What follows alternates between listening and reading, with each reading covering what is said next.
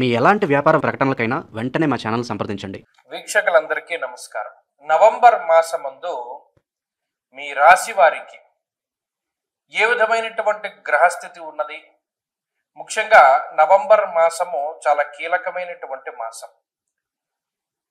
ఈ మాసమందు అనేక గ్రహాల తాలూకు స్థితిగతులు, ఉదాహరణకి అతిచారంలో ఉండేటువంటి గురువు తిరిగి వక్రగతిని ప్రారంభం చేయడం, చాలా కాలంగా వక్రగతిలో ఉన్నటువంటి శనేశ్వరుడు తన యొక్క వక్రగతిని పూర్తి చేసి మరలా రుజుమార్గంలో సంచరించడం, కుజుని యొక్క స్థితిగతులు, రవి యొక్క మార్పు, ఇలా అన్ని గ్రహాలు కూడా తమ యొక్క స్థానాలని కొంత ప్రభావితం చేస్తూ ఉన్నాయి. ఉదాహరణకి ఈ మాసంలో ఉండేటువంటి గ్రహస్థితిని గమనిస్తే 10వ తారీఖు దగ్గర నుండి బుధుని యొక్క వక్రగతి ప్రారంభమవుతుంది. అయితే ఈ మాసంలో బుధుడు వక్రించి ఉన్న రుజు మార్గంలో ఉన్న తులారాశిలోనే బుధుని యొక్క సంచారం ఉన్నది.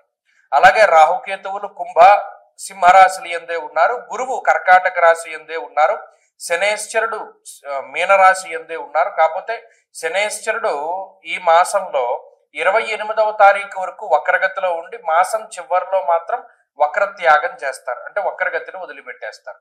ఇవి ఫిక్స్డ్ గా ఉండేటువంటి గ్రహాలు. వీటితో పాటుగా శుక్రకుజులు కూడా వృశ్చిక రాశి ఎందే ఉన్నారు. అంటే మీరు గమనించండి, గురుడు, రాహువు, కేతువు, శనేశ్వరుడు, కుజుడు, బుధుడు, అలాగే ఈ మాసమందు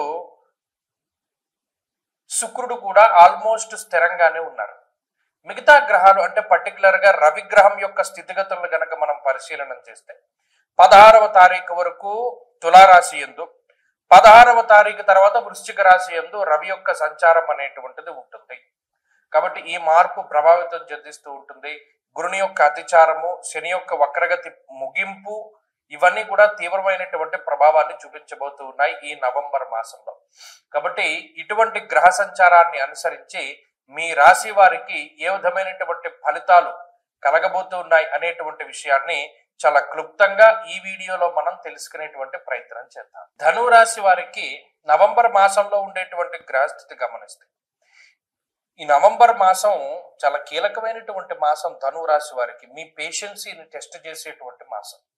ఏమంటే ప్రతి నెలలోనూ అలాగే అంటున్నారు, గ్రహస్థితి బాగాలేదు అంటున్నారు, ఒకసారి బాగున్నా మాకు ఫలితం రావట్లేదు, అసలు ధను రాశి వారికి ఏంటండి ఇది అని అడుగుతూ ఉంటారు. నిజానికి ఒక ధను రాశే కాదు, ఎవ్వరి పరిస్థితి అంత బాగాలేదు. ఈ రాశి పరిస్థితి చూసుకోండి. మీ రాశి గురించి ఉన్న గురుబలం కాస్త పోయింది, అష్టమంలోకి గురుడు వెళ్ళిపోయారు, గ్రహాలన్నీ 12వ స్థానంలోకి చేరుకుంటున్నాయి. రవి, కుజుడు, బుధుడు, శుక్రుడు ఇవన్నీ కూడా 12వ స్థానానికి చేరుకుంటున్నారు. లాభస్థానమందు ఈ మాసంలో అడపాదడపా కొన్ని సందర్భాల్లో శుక్రుడు ఉన్నారు, కొన్ని సార్లు బుధుడు ఉన్నారు. అదేం పెద్ద ప్రయోజనకరమైనటువంటి గ్రహస్థితి కాదు. తృతీయమందు రాహు యోగించరు, ఇది ప్రధానమైనటువంటి విషయం. తృతీయ రాహు యోగించరు. అర్ధాష్టమ శని, అంటే ఇందులో బలమైన గ్రహాలు ఏమున్నాయి? 16వ తారీఖు వరకు లాభస్థానంలో రవి ఉన్నంత వరకు, నవంబర్ 16 వరకు రవి యోగిస్తారు. నవంబర్ 16 తర్వాత యోగించే గ్రహం ఏముంది? ఏమీ లేదు. ఒక చంద్రుడి యొక్క బలం మీద, లేకపోతే ఏ బుధుడినో శుక్రుడినో పట్టుకుని ముందుకెళ్ళవలసినటువంటి పరిస్థితులు ఉంటాయి. కాబట్టి ఇక్కడ గ్రహస్థితిని పట్టుకోండి. ఎందుకంటే మీరు ఏమిటి, ఎందుకు మాకు ఇలా నెగిటివ్ గా ఉన్నది, ఏది కూడా జీవితంలో ముందుకు సాగట్లేదు, వచ్చినట్టే వచ్చే ఆనందం అంతా కూడా వెళ్ళిపోతూ ఉన్నది, ఇలా అనేక రకాలైనటువంటి అంశాలు ఉంటాయి. వీటన్నిటికీ కారణం ఏంటి అంటే ఈ గ్రహస్థితి. ఈ గ్రహస్థితి అంత అనుకూలమైనటువంటి ఫలితాలని ఇవ్వడం లేదు, ఆశాజనకమైనటువంటి ఫలితాలను ఇవ్వడం లేదు. అందుకనే ఒక పుషింగ్ దొరుకుతుంది. ఈ పని మొదలు పెట్టాలి అని చాలా ఉత్సుకతతోటి ప్రారంభం చేస్తారు. ఆ ఉన్నటువంటి ఉత్సాహం మధ్యలోకి వెళ్ళేటప్పుడు ఉండదు. ఆ గ్రహస్థితి అంతవరకే దాన్ని లైట్నింగ్ చేస్తుంది. కాబట్టి ఈ విషయాలన్నీ కూడా అంతర్లీనంగా ఉంటాయి. కాబట్టి ధనురాశి వారు వీటన్నింటిని దృష్టిలో పెట్టుకోవాలి. తృతీయంలో రాహు ఎంత చెడు చేస్తాడంటే భయాన్ని కలగజేస్తాడు. ఏదైనా ఒక పని చేయడం ద్వారా దానిలో వచ్చినటువంటి నష్టాన్ని పదే పదే గుర్తు చేస్తూ ఉంటాడు రాహు. నువ్వు గతంలో ఇలా చేసావు, ఇలా పాడైపోయింది, గతంలో ఇలా చేసావు, ఇలా పాడైపోయింది, అదే గుర్తు చేస్తాడు తప్పితే దీని తర్వాత ఇలా చేశారు, వాళ్ళు సక్సెస్ అయ్యారు అనేటువంటి మాటను పైకి రానివ్వడు. ఎంతసేపు నెగిటివిటీని గుర్తు చేస్తూ ఉంటాడు, భయాన్ని పెంపొందిస్తూ ఉంటాడు. ఏదైనా ఒక పని చేయాలంటే భయం వేస్తూ ఉంటుంది. అమ్మో ఏమిటి, గతంలో ఉండేటువంటి విషయాలు, గతం గతం గతం అని పాత విషయాలను ఎక్కువ గుర్తు చేస్తూ ఉంటుంది గ్రహస్థితి. సెల్ఫ్ కాన్ఫిడెన్స్ లోపిస్తూ ఉంటుంది. ఎక్కడికక్కడ ఎంత మోటివేషన్ తెచ్చుకుని ముందుకు వెళదా ఉన్నా చుట్టూ ఉండేటువంటి పరిస్థితులు ఏదో ఒకటి డిమోటివేట్ చేస్తాయి. ఇలాంటి వాతావరణం ఉన్నప్పుడు ఒక మనిషి ఎంతకాలం ముందుకు సాగగలుగుతాడు? ఇది గ్రహస్థితి లోపము. ప్రత్యేకించి ఇందులో దశలు బాగుండేటువంటి వాడు వెళ్ళిపోతాడు. ఇప్పుడు చూడండి, మనం వెళ్తూ ఉన్న పడవకి కన్న ఉన్న హై స్పీడ్ ఇంజన్తో పెట్టుకుని సపక్మని లాగేసి వెళ్ళిపోతాడు ఆ పక్కకి. తెడ్డు పడవ ఉన్నవాడు, దశలు బాగా లేనివాడు పరిస్థితి అది. కాబట్టి ఇందులో మెయిన్ జాతకంలో దశ కీలకము. చాలా జాగ్రత్తగా వ్యవహరించి ముందుకు వెళ్ళండి. ఆంజనేయ స్వామి ఆరాధన చాలా మంచిది. విఘ్నేశ్వరుని యొక్క ఆరాధన చాలా మంచిది. ఆ ఆరాధన చేస్తూ ఉండండి, మంచి ఫలితాలు సంప్రాప్తము. ఈ ఆశ్వీజ కార్తీకాల్లో ముహూర్తాలు ఉంటాయి. ప్రత్యేకించి నవంబర్ నెలలో ఉండేటువంటి పెళ్లి ముహూర్తాలు అంటే నిజంగా కార్తీక మాసంలో ఉండేటువంటి పెళ్లి ముహూర్తాలు అత్యంత బలమైనటువంటి పెళ్లి ముహూర్తాలు. దాంట్లో ఏమాత్రం సందేహం లేదు. అయితే చాలా మంది నన్ను అంటే ఈ మధ్యకాలంలో నేను ఎక్కువ విన్నాను. ఎందుకంటే ఇప్పుడు ఈ ఆగస్టు నెలలో పెళ్లి కుదుర్చుకుని అక్టోబర్ నవంబర్లో పెళ్లి చేసుకుందామండి, మా వాళ్ళేమో విదేశాల్లో ఉన్నారు, అక్కడ నుండి టికెట్లు బుక్ చేసుకోవాలి. మాకు ఎవరో చెప్పారండి కార్తీక మాసంలో పెళ్లి చేయకూడదుట, కార్తీక మాసంలో పెళ్లి చేస్తే చాలా ఇబ్బందిట, లేదు పెళ్లికేం దోషం లేదన్నారండి, కానీ శుభ కార్యక్రమం ఆ రోజు చేయకూడదు, అంటే గర్భాధానం ఇంకా చెప్పాలంటే ఫస్ట్ నైట్ లాంటివి చేయకూడదుటండి.